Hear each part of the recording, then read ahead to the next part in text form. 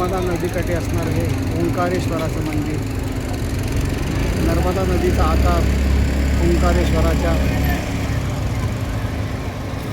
दरबारी ओम आकाराचा होतो, म्हणून महादेवाच्या 12 ज्योतिर्लिंगापैकी हे एक ओंकारेश्वर. याला नर्मदा नदीचा हा डोंगराकाठी झालेला आकार ओंकारचा झालेला आहे, म्हणून याला ओंकारेश्वर असं नाव प्राप्त झालेलं आहे.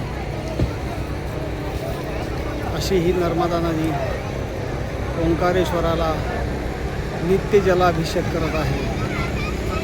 अशा प्रकारे हिंदू धर्माची ही सनातन परंपरा पद्धती निसर्गतः स्वयंसिद्ध झालेली आहे.